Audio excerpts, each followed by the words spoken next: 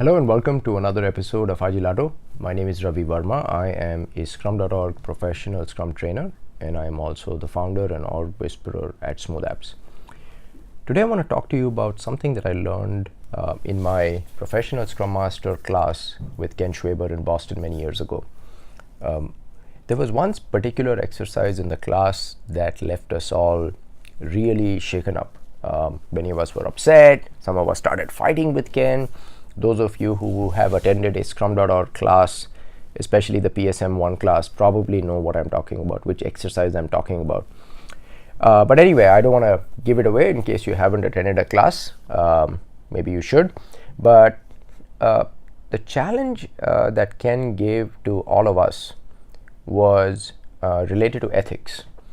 One of the things that Ken wanted us to noodle on, to reflect on, was a question about how we practice ethics or apply ethics and ethical behavior in the software industry.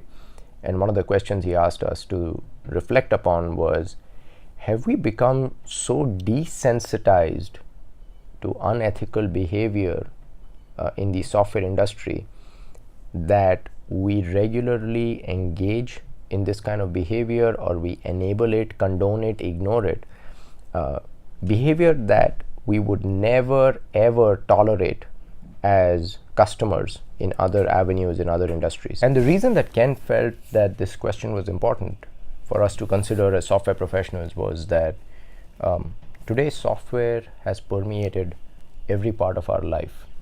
We have software which is controlling our cars, software controlling planes, software controlling our smartphones, which has which have access to our financial information, our photographs, all our communication. We have software which might be controlling our home. And despite our best intentions, if we don't apply the highest standards to our behavior, to the quality of our code, to ethics, it's possible that we will allow bad quality software to go into our communities, which can cause unintended consequences, which could create irreversible loss of life, right? So we have to be, the stakes are high, we have to be really careful. When it comes to ethics and professionalism, there might be two dimensions. One is malicious intent. So you think about the software in Volkswagen cars, which was maliciously intended to defraud the public, defraud the whole planet, into thinking that the Volkswagen cars were not emitting, were not spewing out emissions that would hurt the planet, right?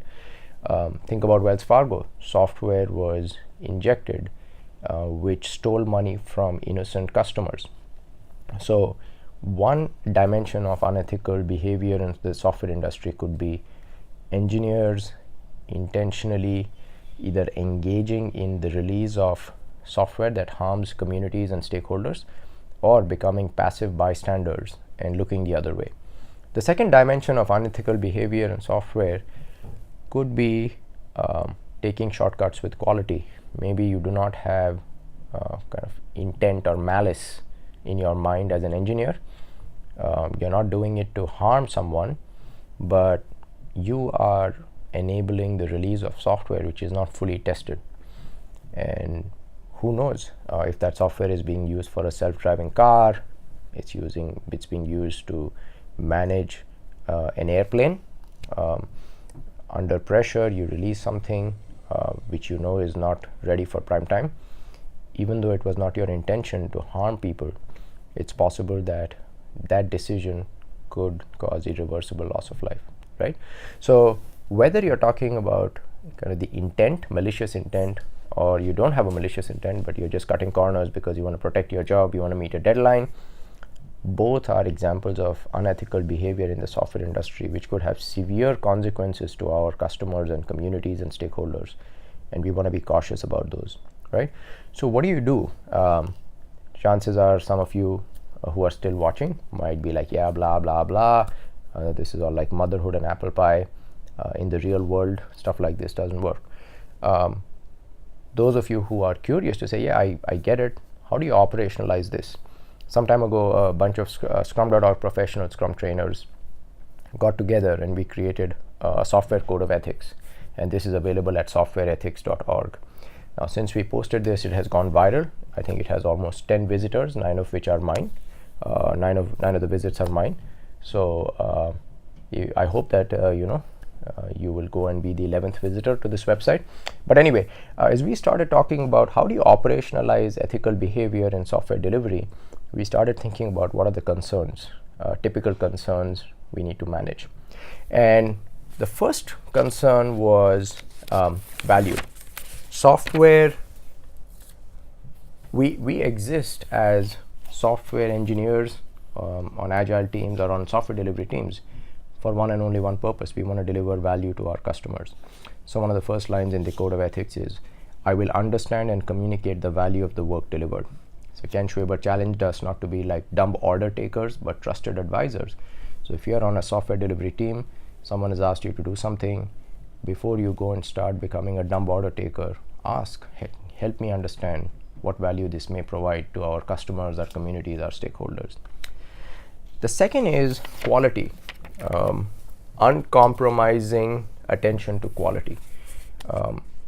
I will define and uphold a clear and transparent standard of quality, and I will not compromise on that standard, right? So realize that when you compromise on quality, even though you do not have a malicious intent, you recognize that software has permeated all aspects of our life, and either it could be hacked or the software could have an unintended behavior which you did not catch in your testing, and you don't want to expose your customers and communities to that kind of risk because they didn't sign up for it. The second is kind of being a passive minority, right? So you know that there's some piece of vital information that reveals risk, that reveals unprofessional conduct, but you withhold that information, and therefore you absolve yourself. By doing so, you absolve yourself of any guilt and responsibility to say, well, I didn't do it. I knew something was going on, but I didn't participate. So the next line of the code of ethics is, I will not withhold any information that might harm my team, our stakeholders, or users, or the public community. The next one is about certainty. Sometimes under pressure, when executives or powerful people who have the ability to fire us or ding our rating, performance appraisal rating, we imply that there is certainty. Oh yeah, this project is going to get delivered on this date, 100% guarantee. Yeah, we're going to be team players, nights, weekends, what have you. We'll make sure we meet the deadline. You know in your heart, you know what, not sure this is going to happen. You have all these uncertainties in your mind, the risks in your mind, but you're hoping that somewhere along the way, before other people realize, before it becomes obvious, either managers or executives will find another bright shiny object to go chase, or someone else will screw up, and then you won't get caught, your team won't get caught, right? So the next line on the software ethics kind of code of ethics is, I will not imply certainty where it doesn't exist. So there's a lot of uncertainty in our line of work. Let's be transparent and say, look, I can't guarantee this, and here are the risks, and we can either choose to manage the risks, live with the risks, or we course correct. But what is not okay is to be silent about the risks and pretend the risks do not exist. Next challenge is hoarding information from an ethical behavior. Sometimes people hoard information because it's job security, or when everything goes to hell, you come in like a knight in shining armor and you rescue everyone, right? So part of being an ethical software engineer is to selflessly share your knowledge with others in service of value for stakeholders and community, right? So that's the next line. I will selflessly share my knowledge with others. Another challenge from an ethics perspective is becoming stagnant. So the industry is changing, the art and craft of software engineering is changing, and if I have outdated knowledge from the Stone Ages, it's possible that even though I may want to behave in an ethical way, I may not know how to unless I update myself. I keep learning the new techniques, because those new techniques, principles, values, practices could open up new ways for me to stay true to value, stay true to quality, and then stay true to the investors, the market, the community, my team members, right? So continuous self-improvement is part of being an ethical software engineer. One of the things that I feel is important, I think it was suggested by Ty Crockett, one of our professional Scrum trainers, is to say, I will do the best I can. So there's a lot of ambiguity. This is not a legal artifact. Ultimately, you got to look in the mirror and ask yourself, did I do the best that I possibly could have to stay true to my profession, to my ethics, to my core values, and the values of our profession? So that is part of being an ethical software engineer, being able to look in the mirror and to say, I did the best I could. And one of the last elements is accountability. So sometimes we may raise ourselves to behave at a higher level. However, it's awkward and uncomfortable to go and challenge a colleague who may not be displaying that same high level of ethical behavior. And so again, we sometimes, introverted software engineers like myself, we give ourselves an out to say, well, I did the best I could, but so-and-so didn't, but that's on them, it's not on me. So we want to shut that back door. So we want to say, I will challenge anyone that does not demonstrate the professional standards herein. So you don't get a pass if you follow these standards and you observe someone else is not, and then you give them a pass. You don't hold them accountable. And finally, last but not the least, I will uphold this code of ethics for myself and others so we collectively improve the software profession.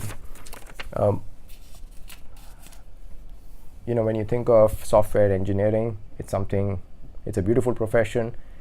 Those of us who love and care about it, it's not ours to destroy. It is something that was passed down to us by our predecessors. And ethical software engineering also means that we leave this profession better than we found it for the next generation of software engineers. So this is bigger than you or me. This is bigger than a project, bigger than a company. Hopefully, this profession will grow stronger, more nobler, more effective, and future generations will take pride in saying, I am a professional software engineer. The closing thought I want to leave you with is something that Ken Schwaber always often reminds us, which is like a moral compass in the Scrum.org community. And the quote that Ken shared with us is, do the right thing and the results will follow. And if the results didn't follow, at least you did the right thing. So I hope you found this video useful.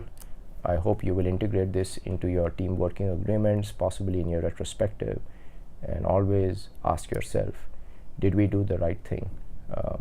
And did we do the best we could to become ethical professional software engineers? Thank you. Keep calm. Scrum on.